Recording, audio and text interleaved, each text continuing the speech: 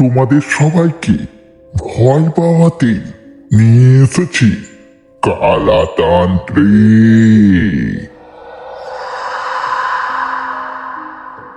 আমরা নতুন করে এই সিরিজটা শুরু করছি।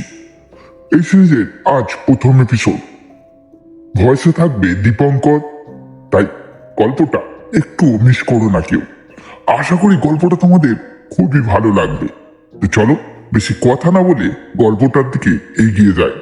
শুরু হচ্ছে আজকের গল্প, কালাতান্ত্রিক। 9 বছরের অয়ন ছিল তাদের একমাত্র ছেলে। মা মিতা ও বাবা সুমন পৃথিবীর সব কিছু থেকেও ওকে বেশি ভালোবাসত। কিন্তু মৃত্যুর আগের রাতে ঘুমানোর আগে অয়ন হঠাৎ বলেছিল, মা জানো, জানালার পাশে একটা লোক দাঁড়ায়, ও ও আমার নাম ধরে ডাকে। মিতা প্রথমে ভেবেছিল দুঃস্বপ্ন, কিন্তু সেদিন রাতেও সুমন দেখেছিল জানালার ঠিক বাইরের গাছের ডালে একটা কালো ছায়া নড়ছে। ওরা ভয় পেলেও কিছু বলেনি। পরদিন সকালেই অয়নকে ঘরের মধ্যে মৃত অবস্থায় পাওয়া যায়। ছোট মুখটা নীলচে হয়ে গেছে, ঠোঁট ফেটে গেছে, চোখ একটু খোলা, যেন শেষ মুহূর্তেও কাউকে দেখেছিল। ডাক্তার বলল হঠাৎ শ্বাস বন্ধ হয়ে গেছে। কিন্তু মিতা কাঁপতে কাঁপতে বলল, না না না না, আমার ছেলের গায়ে ছোট ছোট কামড়ের দাগ কেন? ও যদি শ্বাস বন্ধ হয়ে গিয়ে মরে গিয়ে থাকে? কামড়ের দাগগুলো যেন মানুষের নয়, পোকা বা অন্য কোনো ছোট প্রাণীর মতো। সুমনের বুকের ভিতরেই একটা গোপন সন্দেহ জন্মালো।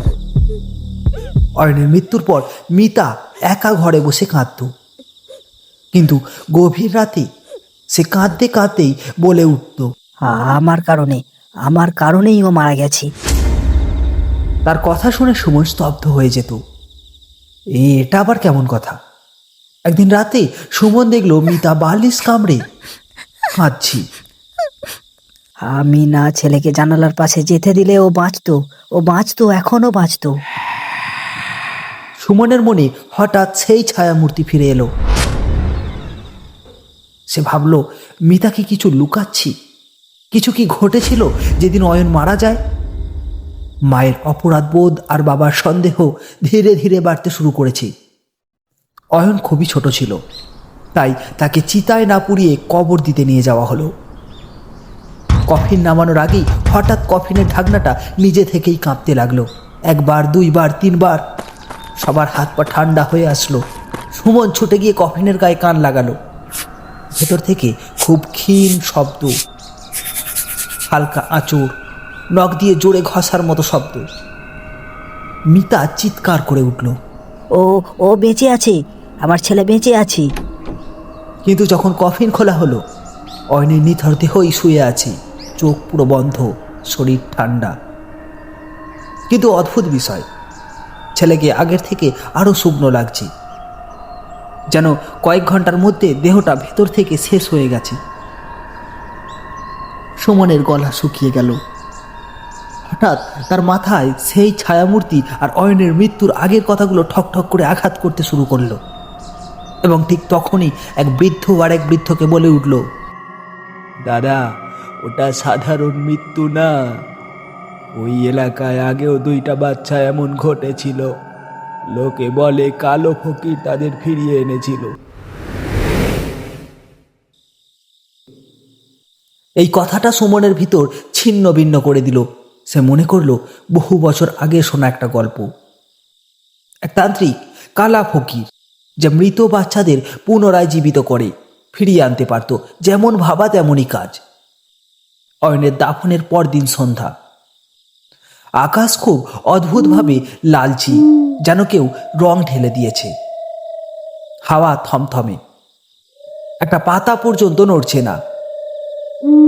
মিতা একবার চোখ মুছল, আর সুমন গভীর শ্বাস নিয়ে ফিসফিস করে বলল, চলো, আর দেরি করা ঠিক হবে না। ওরা দুজনেই হাঁটতে হাঁটতে গেল গ্রামের দক্ষিণ প্রান্তে, যেখানে জঙ্গলের ভিতর অর্ধ ভাঙা কুঁড়ে ঘরে থাকতো সেই কুখ্যাত তান্ত্রিক কালা ফকির। গ্রামের লোকেরা তাকে এড়িয়ে চলে। কারো মৃত্যু হলে, অদ্ভুত স্বপ্ন দেখলে বা ছায়া দেখলে লোকেরা তার নাম নেয়। তার সম্পর্কে ছড়িয়ে আছে বহু গল্প। এমন এক তান্ত্রিক যে মারা যাওয়া মানুষকেও ফিরিয়ে আনতে পারে, কিন্তু তার বদলে কিছু কেড়ে নেয়। কুড়েঘরের সামনে পৌঁছতেই সুমনের মনে হলো যেন তাপমাত্রা হঠাৎ কমে গেছে। মিতা হাতটা শক্ত করে ধরল। ওর শরীর কাঁপছিল। ঘরের ভিতর শুধু একটাই আলো, একটা লম্বা লাল মোমবাতি, যেটা সাধারণ আলো নয়, বরং রক্তের মতো জ্বলছিল। কোণে বসে আছে কালা ফকির। চোখ দুটি অস্বাভাবিক সাদা, যেন পুরো চোখটাই মণিহীন। গলার চারপাশে মানুষের হাড় দিয়ে তৈরি মালা, আর হাতের আঙুলগুলো কালো দাগে ভর্তি, যেন বহুদিন আগে কোনোভাবে আগুনে পুড়ে গিয়েছিল। তাদের দুজনের ছায়া দরজার সামনে পড়তেই সে ধীরে ধীরে মাথা তুলল। জানি কর্কশ কণ্ঠে বলে উঠল সে। তোরা কেন এসেছিস সব জানি। তো কি মনে হয় কালাতান্ত্রিক কি পারবে অয়নকে ফিরিয়ে দিতে তার বাবা মার কাছে, নাকি ভুল করে কোনো এক ভয়ঙ্কর শক্তিকে ডেকে ফেলবে? আর সেই বা জানলো কি করে অয়নের বাবা মা কেন এসেছে তার কাছে? তাহলে কি সে সব জানতো? এই সমস্ত প্রশ্ন আমি জানি তোমাদেরও আছে। সব প্রশ্নের উত্তর পাবে পরের এপিসোডে। ততক্ষণের জন্য চোখ রাখো।